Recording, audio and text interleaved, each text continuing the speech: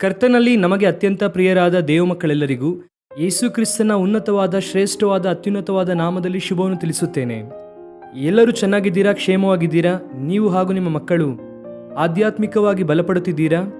ನೀವು ದೇವರಲ್ಲಿ ಬಲವಾಗಿ ಬೆಳೆಯಬೇಕೆಂದು, ಆಧ್ಯಾತ್ಮಿಕವಾದ ಕ್ಷೇಮಾಭಿವೃದ್ಧಿಯಲ್ಲಿ ಬೆಳೆಯಬೇಕೆಂಬುದಾಗಿ ನಿಮಗೋಸ್ಕರ ಪ್ರತಿದಿನ ಪ್ರಾರ್ಥಿಸುತ್ತಾ ಇದ್ದೇವೆ. ರಾಜಮಂಡ್ರಿ ಕ್ರೈಸ್ಟ್ ವರ್ಶಿಪ್ ಸೆಂಟರ್ ಹಾಗೂ John Wesley international ministries prayer partners ಎಲ್ಲರೂ ಕೂಡ ನಿಮಗೋಸ್ಕರ ಬಹಳ ಬಲವಾಗಿ ಪ್ರಾರ್ಥಿಸುತ್ತಿದ್ದಾರೆ. ದೇವರ ಕೃಪೆಯ ನಿಮಿತ್ತ ನಾನು ಯಾವ ದೇಶಕ್ಕೆ ಹೋಗುತ್ತಾ ಇದ್ದೇನೋ, ಯಾವ ಪ್ರಾಂತ್ಯಕ್ಕೆ ಸಂಚರಿಸುತ್ತಿದ್ದೇನೋ, ಒಂದು ಬಲವಾದ ನೆಟ್ವರ್ಕ್ ಅನ್ನು ಫಾರ್ಮ್ ಮಾಡುವುದಕ್ಕೆ ದೇವರು ಸಹಾಯ ಮಾಡುತ್ತಿದ್ದಾರೆ. ಪ್ರಾರ್ಥನೆ ಮಾಡುವಂತಹ ಸಮೂಹ ಈ ಸೇವೆಯು ಆಶೀರ್ವಾದವಾಗಿ ಮುಂದೆ ಸಾಗುವುದಕ್ಕೆ, ಅನೇಕರಿಗೆ ಆಧ್ಯಾತ್ಮಿಕವನ್ನು ಪರಿಚಯಿಸುವುದಕ್ಕೆ ದೇವರು ಕೊಟ್ಟಂತ ಕೃಪೆಯು ಉನ್ನತವಾಗಿದ್ದರೆ ಅನೇಕ ಭಕ್ತರ ಪ್ರಾರ್ಥನೆಯೂ ಕೂಡ ಬಹಳ ಬಲವುಳ್ಳದ್ದು. ನಿಮ್ಮಲ್ಲಿ ಅನೇಕರು ನಮಗೋಸ್ಕರ ಪ್ರಾರ್ಥಿಸುತ್ತಿದ್ದೀರಾ, ನಾವು ಕೂಡ ನಿಮಗೋಸ್ಕರ ಪ್ರಾರ್ಥಿಸುತ್ತಿದ್ದೇವೆ. ದೇವರು ಶೀಘ್ರವಾಗಿ ಬರಲಿದ್ದಾರೆ. ಆದ್ದರಿಂದ ನಾವು ಒಬ್ಬರಿಗೋಸ್ಕರ ಒಬ್ಬರು ಪ್ರಾರ್ಥನೆ ಮಾಡಿಕೊಳ್ಳುತ್ತಾ ಒಬ್ಬರಿಗೊಬ್ಬರು ಪ್ರೋತ್ಸಾಹ ಮಾಡಿಕೊಳ್ಳುವವರಾಗಿರಬೇಕೆನ್ನುವಂಥದ್ದೇ ಲೇಖನದ ಸಾರಾಂಶ. ಈ ದಿನ ವಾಗ್ದಾನಕ್ಕಾಗಿ ಎದುರು ನೋಡುತ್ತಾ ಇದ್ದೀರಾ ಅಲ್ವಾ? ಸತ್ಯವೇದವನ್ನು ತೆಗೆದು ನಿಮ್ಮ ಬಳಿ ಬೈಬಲ್ ಇದ್ದರೆ ತೆಗೆಯಿರಿ. 65ನೇ ಕೀರ್ತನೆ 5ನೇ ವಾಕ್ಯ, Psalm 65 and verse 5. ನಮ್ಮ ರಕ್ಷಕನಾದ ದೇವರೇ, ನೀನು ಭಯಂಕರ ಮಹತ್ಕಾರ್ಯಗಳನ್ನು ನಡೆಸಿ ನಿನ್ನ ನೀತಿಗನುಸಾರವಾಗಿ ನಮಗೆ ಸದುತ್ತರವನ್ನು ದಯಪಾಲಿಸುವಿ. ಭೂಮಿಯ ಎಲ್ಲಾ ಕಡೆಯವರ ಬಹು ದೂರ ಸಮುದ್ರದ ಆಚೆ ಎಲ್ಲಾ ನಿವಾಸಿಗಳ ನಂಬಿಕೆಗೆ ಆಧಾರನು ನೀನೇ. ನೋಡಿ, ಈ ವಾಕ್ಯ ಭಾಗದಲ್ಲಿ ದೇವರು ಎಂಥವರು? ನಾವು ಆರಾಧಿಸುತ್ತಾ ಇರುವಂತಹ ದೇವರು, ಸ್ತುತಿಸುತ್ತಾ ಇರುವಂತಹ ದೇವರು, ಸ್ತೋತ್ರಕ್ಕೆ ಅರ್ಹನಾದ ದೇವರು, ಎಲ್ಲ ಘನತೆಗೂ ಮಹಿಮೆಗೂ ಪಾತ್ರನಾದ ನಮ್ಮ ದೇವರು ಎಂಥವರೆಂಬುದಾಗಿ ಆಲೋಚಿಸುವುದಾದರೆ, ಕೀರ್ತನಗಾರನಾದ ದಾವೀದನು ಇಲ್ಲಿ 3 ಪ್ರಾಮುಖ್ಯವಾದ ವಿಷಯವನ್ನು ಬರೆಯುತ್ತಾ ಬರುತ್ತಾರೆ. ಯೇಸು ಕ್ರಿಸ್ತನನ್ನು ನೀವೆಲ್ಲರೂ ಕೂಡ ಅಂಗೀಕರಿಸಿದ್ದೀರಾ? ಆತನನ್ನು ನಿಮ್ಮ ಹೃದಯದಲ್ಲಿ ಸ್ವೀಕರಿಸಿದ್ದೀರಾ? ಆತನನ್ನು ನಿಮ್ಮ ರಕ್ಷಣಾ ಕರ್ತನಾಗಿ ಅಂಗೀಕರಿಸಿದ್ದೀರಾ? ಆತನನ್ನು ನಿಮ್ಮ ಕರ್ತನನ್ನಾಗಿ ಮಾಡಿಕೊಂಡಿದ್ದೀರಾ ಅಲ್ವಾ? ಆತನು ನಿಮ್ಮ ಕುರಿತಾಗಿ ಎಂತಹ ಪ್ರಣಾಳಿಕೆಯನ್ನು ಹೊಂದಿದ್ದಾರೆ, ಅಥವಾ ಆತನು ಎಂಥವನಾಗಿದ್ದಾನೆಂಬುದಾಗಿ ಪರಿಶೀಲಿಸುವುದಾದರೆ, ಇಲ್ಲಿ ಬರೆಯಲ್ಪಟ್ಟಿರುವಂತಹ 3 ವಿಷಯಗಳಲ್ಲಿ ಒಂದು, ಆತನು ನಮಗೆ ರಕ್ಷಣಾ ಕರ್ತನಾಗಿರುವ ದೇವರು. ಎರಡನೆಯದಾಗಿ, ಆತನು ನಮಗೆ ಆಶ್ರಯವಾಗಿದ್ದಾನೆ. ಮೂರನೆಯದಾಗಿ, ಆತನು ಕ್ರಿಯೆಗಳ ಮೂಲಕ ಉತ್ತರ ಕೊಡುವವನಾಗಿದ್ದಾನೆ. ರಕ್ಷಣಾ ಕರ್ತನು ಅಂದರೆ ದೇವರು ನಮ್ಮೆಲ್ಲರನ್ನು ಕೂಡ ರಕ್ಷಿಸಿದ್ದಾರೆ. ನಮ್ಮ ಪಾಪಗಳಿಂದ, ನಮ್ಮ ಅಪರಾಧಗಳಿಂದ ಯೇಸು ಕ್ರಿಸ್ತನು ನಮ್ಮನ್ನು ರಕ್ಷಿಸಿದ್ದಾರೆ. ನಾವು ರಕ್ಷಿಸಲ್ಪಟ್ಟಿದ್ದೇವೆ ಅಲ್ವಾ?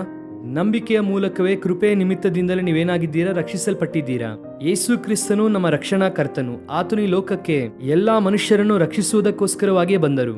ಆದರೆ ಯಾರು ರಕ್ಷಣೆಯನ್ನು ಸ್ವೀಕರಿಸುತ್ತಾರೋ, ಯೇಸು ಕ್ರಿಸ್ತನನ್ನು ಅಂಗೀಕರಿಸುತ್ತಾರೋ, ನಂಬಿಕೆಯ ಮೂಲಕವಾಗಿ ಆತನ ಸಮ್ಮುಖಕ್ಕೆ ಬರುತ್ತಾರೋ, ಅವರು ರಕ್ಷಣೆಯನ್ನು ಉಚಿತವಾಗಿ ಸ್ವೀಕರಿಸಬಹುದು. ಸ್ಯಾಲ್ವೇಷನ್ ಎನ್ನುವುದು ನೀವು ನಾನು ಸಂಪಾದಿಸುವಂಥದ್ದಲ್ಲ, ಉಚಿತವಾಗಿ ಹೊಂದಿಕೊಳ್ಳುವಂಥದ್ದು. We need to accept it by believing in Jesus. ನಮ್ಮ ಪಾಪದ ನಿಮಿತ್ತ ಪಶ್ಚಾತ್ತಾಪ ಹೊಂದಿ ಯೇಸು ಕ್ರಿಸ್ತನ ಪಾದದ ಬಳಿಯಲ್ಲಿ ನಾವು ಪಾಪಿಗಳೆಂಬುದಾಗಿ ಒಪ್ಪಿಕೊಂಡು ಆತನು ನಮ್ಮ ರಕ್ಷಕನೆಂಬುದಾಗಿ ನಂಬಿಕೆ ಇಟ್ಟು ಶಿಲುಬೆಯಲ್ಲಿ ಆತನು ನಮಗೆ ಸುರಿಸಿದ ಅಮೂಲ್ಯವಾದ ರಕ್ತದಿಂದಲೇ ನಮ್ಮ ಪಾಪವು ತೊಳೆಯಲ್ಪಡುತ್ತದೆ ಎಂದು, ಯೇಸು ಕ್ರಿಸ್ತನ ಮೂಲಕವಾಗಿ ನಮಗೆ ಮೋಕ್ಷ ರಾಜ್ಯ ದೊರಕುತ್ತದೆಂಬುದಾಗಿ ನಂಬಿ ಆಗ ನಾವು ರಕ್ಷಣೆ ಹೊಂದುತ್ತೇವೆ. ಯೇಸು ಕ್ರಿಸ್ತನ ನಮ್ಮ ರಕ್ಷಣಾ ಕರ್ತನು ಅಲ್ವಾ? ಎರಡನೆಯ ಮಾತು ಏನಿದೆ ಎಂಬುದಾಗಿ ನಾವು ನೋಡುವುದಾದರೆ, ದೇವರು ನಮಗೆ ಆಶ್ರಯವಾಗಿದ್ದಾರೆ. ಅನೇಕ ಸಾರಿ ನಾವು ಯಾವುದೋ ಒಂದು ವಿಷಯವನ್ನು ಆಶ್ರಯಿಸುತ್ತೇವೆ. ಶ್ರಮೆ ಬಂದಾಗ, ಕಷ್ಟ ಬಂದಾಗ, ಪ್ರತಿಕೂಲತೆ ಬಂದಾಗ, ನಂಬಿಕೆ ಯಾತ್ರೆಯಲ್ಲಿ ಕೆಲವು ಸಾರಿ ಪ್ರವಾಹದೋಪಾದಿಯಲ್ಲಿ ಬಿರುಗಾಳಿ ಬೀಸುವಾಗ ಯಾರನ್ನು ಆಶ್ರಯಿಸಬೇಕೆಂಬುದಾಗಿ ಆಲೋಚನೆ ಮಾಡುತ್ತೇವೆ. ಕೆಲವರು ಮನುಷ್ಯರನ್ನು ಆಶ್ರಯಿಸುವವರು, ಕೆಲವರು ಅರಸರನ್ನು ಆಶ್ರಯಿಸುತ್ತಾರೆ, ಅಥವಾ ಕೆಲವರು ಭೌತಿಕ ಸಂಬಂಧವಾಗಿ ಇರುವಂತಹವರ ಆಸ್ತಿಯನ್ನೇ ಆಶ್ರಯಿಸಿರಬಹುದೇನೋ. ವಾಕ್ಯವು ಹೇಳುತ್ತದೆ, ಮನುಷ್ಯರನ್ನು ಆಶ್ರಯಿಸುವುದಕ್ಕಿಂತ ದೇವರನ್ನು ಆಶ್ರಯಿಸುವುದೇ ಒಳ್ಳೆಯದು ಎಂದು. ಮನುಷ್ಯರು ಯಾವುದೋ ಒಂದು ಸಂದರ್ಭದಲ್ಲಿ ನಮ್ಮನ್ನು ನಿರಾಶೆಪಡಿಸಬಹುದು, ಯಾವುದೋ ಒಂದು ಸಂದರ್ಭದಲ್ಲಿ ನಮ್ಮನ್ನು ನಿರುತ್ಸಾಹ ಮಾಡಬಹುದು. ಸಹಾಯ ಮಾಡುವಂತವರು ಯಾವಾಗಲೂ ಮಾಡುತ್ತಾರೆ ಎಂಬುದಾಗಿ ನಂಬುವುದಕ್ಕೆ ಆಗಲ್ಲ. ಯಾವುದೋ ಒಂದು ಸಂದರ್ಭದಲ್ಲಿ ಅಹಂಭಾವದಿಂದ, ಗರ್ವದಿಂದ ಮಾತನಾಡುವುದರ ಮೂಲಕ ನಿಮ್ಮ ಫೀಲಿಂಗ್ಸ್ ಅನ್ನು ಅರ್ಟ್ ಮಾಡಬಹುದು, ನಿಮ್ಮನ್ನು ಕಷ್ಟಕರ ಪರಿಸ್ಥಿತಿಯಲ್ಲಿ ತಳ್ಳಬಹುದಾದರೆ ದೇವರು ಅಂತವರಲ್ಲ. ಆತನು ನಿತ್ಯವೂ ಕೂಡ ನಮಗೆ ಸಹಾಯಕನಾಗಿ, ಬಲಪಡಿಸುವವನಾಗಿ ಇದ್ದಾರೆ, ಆಶ್ರಯವಾಗಿ ಇದ್ದಾರೆ. ಆತನನ್ನು ಆಶ್ರಯಿಸುವಾಗ ನಮ್ಮ ಜೀವಿತದಲ್ಲಿ ಅದ್ಭುತವನ್ನು ನೋಡುತ್ತೇವೆ. ಆಸನು ದೇವರನ್ನು ಆಶ್ರಯಿಸಿದಷ್ಟು ಕಾಲ ವೃದ್ಧಿಯಾದನೆಂಬುದಾಗಿ ವಾಕ್ಯ ಹೇಳುತ್ತದೆ. ದೇವರನ್ನು ಆಶ್ರಯಿಸುವಷ್ಟು ಕಾಲ ನಾವು ವೃದ್ಧಿಯಾಗುತ್ತೇವೆ, ಉನ್ನತವಾದ ಆಶೀರ್ವಾದವನ್ನು ಹೊಂದಿಕೊಳ್ಳುತ್ತೇವೆ. ಈ ದಿನ ಅನೇಕ ವಿಧವಾದ ಪರಿಸ್ಥಿತಿಯಲ್ಲಿ ಯಾರ್ಯಾರನ್ನು ಆಶ್ರಯಿಸಿದೆಯೇನೋ, ನಿನ್ನ ದೇವರನ್ನು ಆಶ್ರಯಿಸು. ನಿನ್ನ ರಕ್ಷಣಾ ಕರ್ತನಾದ ದೇವರನ್ನು, ನಿಮ್ಮ ಸಹಾಯಕನಾದ ದೇವರು ಆತನು. ಎಲ್ಲ ವಿಷಯದಲ್ಲೂ ಬಲಪಡಿಸುವಂತಹ ದೇವರನ್ನು ಆಶ್ರಯಿಸುವುದಾದರೆ ಆತನು ಸ್ಪಷ್ಟವಾದ ಆಶೀರ್ವಾದವನ್ನು ನಿಮ್ಮ ಜೀವಿತದಲ್ಲಿ ಅನುಗ್ರಹಿಸುತ್ತಾರೆ. ನಾನು ನನ್ನ ಜೀವಿತದಲ್ಲಿ ಎಷ್ಟೋ ಆಶೀರ್ವಾದವನ್ನು ಹೊಂದಿಕೊಳ್ಳುವುದಕ್ಕೆ ನಾನು ದೇವರನ್ನು ಆಶ್ರಯಿಸುವ ವ್ಯಕ್ತಿಯಾಗಿದ್ದೇನೆ. ಈ ದಿನ ನೀನು ಕೂಡ ದೇವರನ್ನು ಆಶ್ರಯಿಸುತ್ತೀಯಾ? ಮೂರನೆಯದಾಗಿ ಏನಿದೆ ಅಂದರೆ, ನೀನು ಭಯಂಕರ ಮಹತ್ ಕಾರ್ಯಗಳನ್ನು ನಡೆಸಿ ನಿನ್ನ ನೀತಿಗನುಸಾರವಾಗಿ ಸದುತ್ತರವನ್ನು ದಯಪಾಲಿಸುವೆ. ಕೆಲವು ಸಾರಿ ನಾವು ಕೂಡ ಬದಲು ಕೊಡಬೇಕೆಂದುಕೊಳ್ಳುತ್ತೇವೆ, ಉತ್ತರ ಕೊಡಬೇಕೆಂದುಕೊಳ್ಳುತ್ತೇವೆ ಮಾತಿನ ಮೂಲಕವಾಗಿ. ಆದರೆ ದೇವರು ಅಂತವರಲ್ಲ. ಆತನು ಕ್ರಿಯೆಗಳ ಮೂಲಕವಾಗಿ ಉತ್ತರ ಕೊಡುವ ಆತನು. ನಾವು ಆತನ ಸನ್ನಿಧಿಯಲ್ಲಿ ಪ್ರಾರ್ಥಿಸುವಾಗ, ವಿಜ್ಞಾಪಿಸುವಾಗ, ನಮ್ಮ ಸ್ಥಿತಿಯನ್ನು ಆತನಿಗೆ ಹೇಳುವಾಗ, ನಮ್ಮ ಪರಿಸ್ಥಿತಿಯನ್ನು ಆತನೊಂದಿಗೆ ಹೇಳಿಕೊಳ್ಳುವಾಗ ದೇವರು ಕ್ರಿಯೆಗಳ ಮೂಲಕವಾಗಿ ಉತ್ತರ ಕೊಡುವ ದೇವರಾಗಿದ್ದಾರೆ. ಮನುಷ್ಯರು ಅನೇಕರು ಮಾತಿನ ಮೂಲಕ ನಿನ್ನನ್ನು ಆಧರಿಸಬೇಕೆಂದು, ಉಪಶಮನ ಆಗಬೇಕೆಂದು ಪ್ರಯತ್ನಿಸುತ್ತಾರೇನೋ, ಆದರೆ ನಮ್ಮ ದೇವರು ಕ್ರಿಯೆ ಮಾಡುವಂತಹ ದೇವರು. Praise the Lord. Our God is working God. ಆತನು ತನ್ನ ಪ್ರಜೆಗಳ ಜೀವಿತದಲ್ಲಿ ಕ್ರಿಯೆ ಮಾಡುತ್ತಲೇ ಇದ್ದಾರೆ. ಅವರನ್ನು ಬಲಪಡಿಸುವುದಕ್ಕೆ ದೇವರು ಇಷ್ಟಪಡುತ್ತಿದ್ದಾರೆ. ಒಂದು ವೇಳೆ ಈ ದಿನ ನಿನ್ನ ಮನಸ್ಸಿನಲ್ಲಿ ಒಂದು ಪ್ರಶ್ನೆಯು ಓಡಾಡುತ್ತಿರಬಹುದು, ವೆಸ್ಲಿ ಅವರೇ, ನನ್ನ ಪರವಾಗಿ ಹೋರಾಡುವವರು ಯಾರೂ ಇಲ್ಲ ರೀ, ನನ್ನ ಪರವಾಗಿ ನಿಲ್ಲುವವರು ಒಬ್ಬರು ಕೂಡ ಇಲ್ಲ.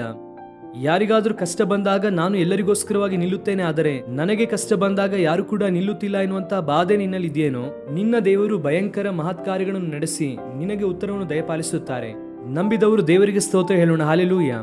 ಈ ದಿನ ನೀನು ದೇವರ ಸಮ್ಮುಖದಲ್ಲಿ ಯಾವ ವಿಷಯಕ್ಕೋಸ್ಕರವಾಗಿ ಪ್ರಾರ್ಥಿಸುತ್ತಾ ಇದ್ದೀಯೋ, ನೀನು ಕಣ್ಣೀರು ಸುರಿಸುತ್ತಾ ಇದ್ದೀಯೋ, ಹೃದಯಪೂರ್ವಕವಾಗಿ ದೇವರ ಸಮ್ಮುಖದಲ್ಲಿ ಬಂದು ಯಥಾರ್ಥವಾಗಿ ದೇವರ ಸಮ್ಮುಖದಲ್ಲಿ ಪ್ರಾರ್ಥಿಸುತ್ತಾ ಇದ್ದೀಯೋ, ದೇವರು ಆ ಪ್ರಾರ್ಥನೆಗೆ ಒಂದು ಅದ್ಭುತವಾದ ಮಹತ್ಕಾರ್ಯದ ಮೂಲಕ ಉತ್ತರವನ್ನು ದಯಪಾಲಿಸಲಿದ್ದಾರೆ. Price the lord. ನಮ್ಮ ದೇವರು ಅಂತಹ ಸಾಮರ್ಥ್ಯವುಳ್ಳಂತಹ ದೇವರು. ಸಾಮರ್ಥ್ಯವುಳ್ಳಂತಹ ದೇವರನ್ನು ನಾವು ಆರಾಧಿಸುತ್ತಾ ಇದ್ದೇವೆ. ಅಧೈರ್ಯ ಪಡಬೇಡ, ಕುಗ್ಗಿ ಹೋಗಬೇಡ, ದುಃಖ ಪಡಬೇಡ, ಆತಂಕ ಪಡಬೇಡ. ದೇವರನ್ನು ದೃಷ್ಟಿಸಿರಿ, ಆತನು ಕ್ರಿಯೆಗಳ ಮೂಲಕ ಉತ್ತರ ಕೊಡುತ್ತಾರೆ. ಈ ವಾಗ್ದಾನವನ್ನು ಈ ದಿನವೆಲ್ಲ ಕ್ಲೈಮ್ ಮಾಡಿ ದೇವರಿಗೆ ಸ್ತೋತ್ರ ಮಾಡಿರಿ. ಅಸಾಧಾರಣವಾದ ಅದ್ಭುತವು ನಿಮ್ಮ ಜೀವಿತದಲ್ಲಿ ನಡೆಯಬೇಕೆಂಬುದಾಗಿ ನಿಮಗೋಸ್ಕರ ಪ್ರಾರ್ಥಿಸುತ್ತೇನೆ. ಪ್ರೀತಿಯುಳ್ಳ ತಂದೆ, ಈ ದಿನ ನೀವು ಕೊಟ್ಟಂತ ನಿಮ್ಮ ವಾಗ್ದಾನಕ್ಕೋಸ್ಕರವಾಗಿ ಸ್ತೋತ್ರ. ನೀವು ನಮ್ಮ ರಕ್ಷಣಾಕರ್ತನಾಗಿರುವ ದೇವರು, ಆಶ್ರಯವೂ ಆಗಿದ್ದೀರಾ ದೇವ. ನಮಗೆ ಕ್ರಿಯೆ ಮೂಲಕ ಉತ್ತರ ಕೊಡುವ ದೇವರಾಗಿದ್ದೀರದಕ್ಕಾಗಿ ಸ್ತೋತ್ರ. ಅನೇಕ ಸಾರಿ ನಮ್ಮ ಜೀವಿತದಲ್ಲಿ ನಿರುತ್ಸಾಹ, ನಿರಾಶೆ, ಆತಂಕವು ಎದುರಾಗುವಾಗ ಯಾರನ್ನು ಆಶ್ರಯಿಸಬೇಕು, ಎಲ್ಲಿಗೆ ಹೋಗಬೇಕೆಂಬುದಾಗಿ ನಾವು ಅನೇಕ ಸಾರಿ ಗಲಿಬಿಲಿಗೆ ಒಳಗಾಗುತ್ತೇವೆ. ಆದರೆ ನಿಮ್ಮನ್ನು ಆಶ್ರಯಿಸುವಾಗ ನಮಗೆ ಧೈರ್ಯವನ್ನು, ನಿಮ್ಮನ್ನು ಆಶ್ರಯಿಸುವಾಗ ನಮ್ಮ ಮನಸ್ಸಿಗೆ ಒಂದು ನೆಮ್ಮದಿಯನ್ನು ದಯಪಾಲಿಸುತ್ತೀರ, ಅದಕ್ಕಾಗಿ ಸ್ತೋತ್ರ. ಈ ದಿನ ನಮ್ಮ ಪ್ರಿಯರು ಯಾರು ನಿಮ್ಮನ್ನು ಆತುಕೊಳ್ಳುತ್ತಾರೋ, ನಿಮ್ಮನ್ನು ಆಶ್ರಯಿಸುತ್ತಾರೋ, ಅವರೆಲ್ಲರನ್ನು ಕೂಡ ನೀವು ಆತ್ಮದಲ್ಲಿ ಬಲಪಡಿಸಿರಿ, ಸ್ಥಿರಪಡಿಸಿರಿ. ನಿಮ್ಮ ಕೃಪಾ ಸಮಾಧಾನವು ಯಾವಾಗಲೂ ಅವರ ಜೊತೆ ಇರಬೇಕೆಂಬುದಾಗಿ ಪ್ರಾರ್ಥಿಸುತ್ತೇನೆ. ಅಸ್ವಸ್ಥತೆಯಲ್ಲಿರುವವರಿಗೆ ಸ್ವಸ್ಥತೆ ನೀಡಿರಿ, ಬಿಡುಗಡೆ ಇಲ್ಲದೆ ಇರುವವರಿಗೆ ಬಿಡುಗಡೆ ನೀಡಿರಿ. ಯಾರು ಅದ್ಭುತಕ್ಕೋಸ್ಕರವಾಗಿ ಪ್ರಾರ್ಥಿಸುತ್ತಿದ್ದಾರೋ ಅವರಿಗೆ ಅದ್ಭುತ ಮಾಡಿರಿ. ಸ್ತುತಿ ಘನ ನಿಮಗೆ ಸಲ್ಲಿಸುತ್ತಾ ಯೇಸು ಕ್ರಿಸ್ತನ ನಾಮದಲ್ಲಿ ಬೇಡಿ ಹೊಂದಿಕೊಳ್ಳುತ್ತೇವೆ ನಮ್ಮ ತಂದೆಯೇ. Amen, amen. God bless you dear friends. Have a wonderful day.